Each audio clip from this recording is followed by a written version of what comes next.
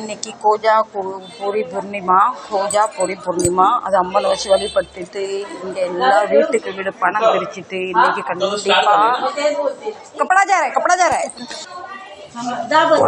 பால் போட்டு பாதாம் பிஸ்தா காஜுலாம் போட்டு பால் காய்ச்சாச்சு இங்கே காய்ச்சிட்டு இருக்கோம். அதுக்கப்புறம் அந்த கிளாஸில் ஊற்றி எல்லாரும் குடிப்போம். அவ்வளோதான். பில்டிங்காக மொத்தமாக எல்லாம் வந்திருக்காங்க. ரொம்ப நேரம் ஆகிட்டு பாதி பேர் போயிட்டாங்க, பாதி பேர் உட்காந்துருக்காங்க. யார் வராங்கன்னு பார்க்கலாம்.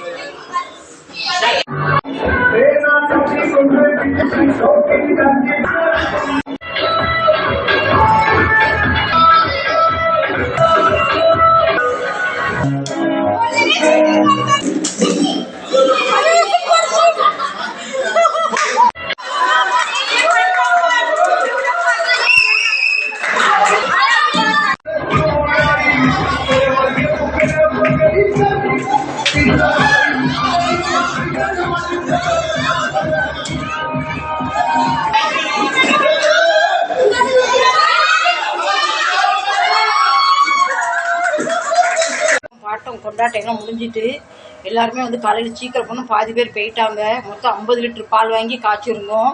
பின்ன அதில் வந்து வந்தவங்க எல்லாம் 1/2 கிளாஸ் குடித்தாங்க. பாதி பேர் வேலைக்கு போகணுன்னு, பாதி பேர் வந்து பாதி டான்ஸில் போயிட்டாங்க.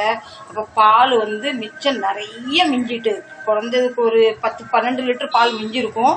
பின்ன நாங்கள் 4-5 ஃபேமிலி வேஸ்ட்டாக போயிருமே. ஏற்கனவே அதில் சீனி வேறு போட்டிருக்கு, பதாம் அரைச்சி போட்டிருக்கு, நிறைய வந்து ட்ரை ஃப்ரூட்ஸ் தான் போட்டிருக்கு. அப்போ வேஸ்ட் ஆயிருமோன்னு சொல்லிட்டு அப்போ நாங்கள் 4-5 ஃபேமிலி சேர்ந்து ஆளுக்கு இவ்வளோ எடுத்துட்டோம். என் பங்கு இவ்வளோ கிடச்சிது. நான் எங்கள் பக்கத்து வீட்டுக்காரங்க பின்ன 3ஆவது மாடியில் ஒரு 4 குடும்பம் எல்லாம் என் பங்கு பிச்சு எடுத்தாச்சு. இப்போ கரெக்டாக 12 மணிக்கு மேலே போய் டெரஸில் போய் நிலா பார்க்க எல்லாம் போயிட்டாங்க. ஆனால் நான் போகல, எனக்கு கொஞ்சம் வேலை இருக்குன்னு நான் வீட்டுக்கு வந்துட்டேன். இன்று வந்து மும்பையில் கோலாகலமாக கொண்டாடும் கோஜா பூர்ணிமா. ஓகே, நீங்கள் தமிழ்நாட்டில் வேறு கொண்டாடுவீங்க சொல்லுங்கள். வீட்டுக்கு 100 ரூபாய் தான் பிரிச்சும்.